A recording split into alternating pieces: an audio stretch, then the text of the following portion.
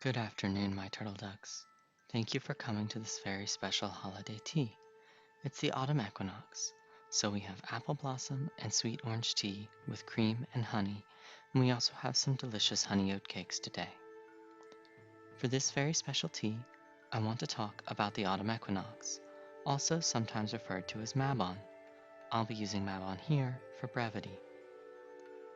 So, what and when is Mabon? The autumn equinox is the midpoint between the summer solstice and the winter solstice.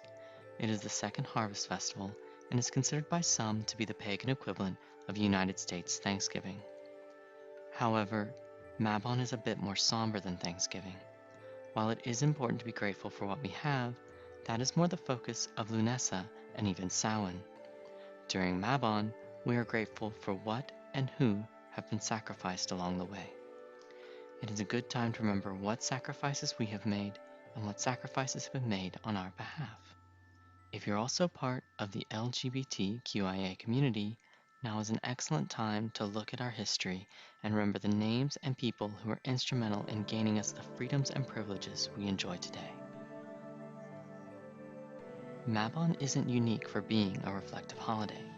Imbolc, or Candlemas, is perhaps the most reflective, but it is unique in that the reflections are encouraged towards loss. We are encouraged to grieve during Mabon. It is easy in our world to believe that we need to push past or get over tragedies, setbacks, and unmet expectations. However, this can prevent us from processing the pain. Grieving gives us time to acknowledge the pain, work through the emotions, and like bandaging a cleaned wound, begin to heal. As the harvest moves forward, not everything planted will be reaped. Some crops will fail, others were planted only as sacrifices, and some will be left for a variety of other reasons. It is up to us, the gardeners, to decide what comes in for storage and what is left for the wilds. Mabon is an excellent time to look at ourselves, our surroundings, and our paths. It is time to take stock as we decide what to keep and what to leave from all parts of our lives. It is a good time to sort through our house, organize what we want to keep, and get rid of anything we do not want or need. Remember, part of grieving is letting go. Look closely at things to make sure you both need and want them. If you want something that is causing you harm, it might be best to let it go. It's also a good time to go through our wardrobes, whatever no longer suits us, whether in fit or style. If the clothes are in good repair, try to donate or sell them. Items in ill repair might be used for patches, filling for toys, or parts of a quilt if you enjoy that activity. Mabon is also traditionally a time of culling, so it's a good time to make difficult choices. Relationships that have gone sour and we do not wish to salvage, a job that causes too much stress, living situations that are familiar but not healthy. While no major life change should be made lightly, a time that highlights sacrifice, moving forward, and grief is a good time to make painful but necessary decisions. On a cheerier side, Mabon is also about preserving resources for the coming months. We have spent all year working and reaping. Now it's time to save and settle. So it's also a good time to celebrate our successes. Looking back on everything we have done, what goals did we succeed, in part or in whole? What are we really proud of that we accomplished? What sacrifices have we made that helped us get here? So, what do we do at Baba's house for Mabon? And what traditions are Papa and I looking to add? First and foremost, for every Sabbat, we make food inspired by the themes of the holiday, and we share those foods with our gods and the spirits of our land. Often, we invite friends to join us in the merriment of the meal.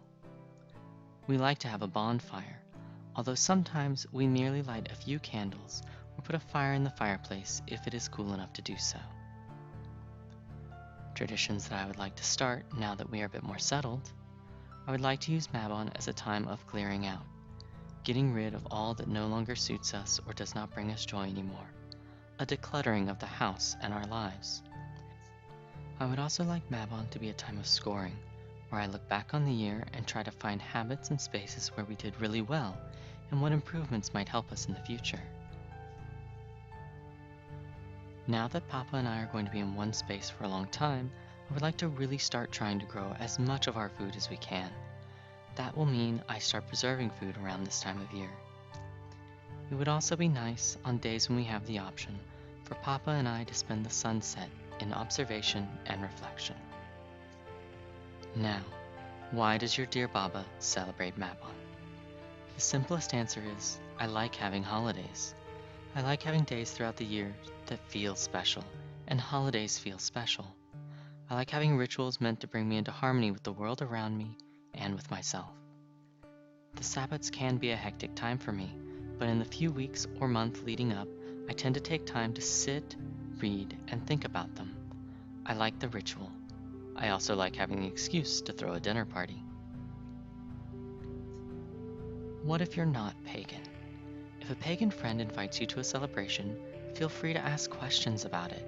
If you think it would interfere with your own religious practices, if you would be unable or unwilling to participate in some or all of the celebration, or if you're just not interested, you can always politely decline. If the celebration has piqued your curiosity and you're willing and able to participate in some or all of the rituals, eating counts, maybe consider going and checking it out.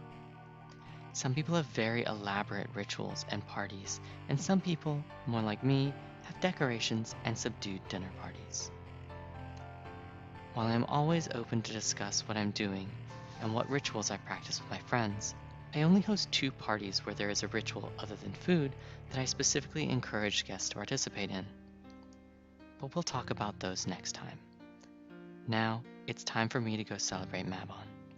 I hope you have a wonderful autumn equinox, and I hope you'll join me next time for tea. Until then, be kind, my turtle ducks, to others and to yourselves.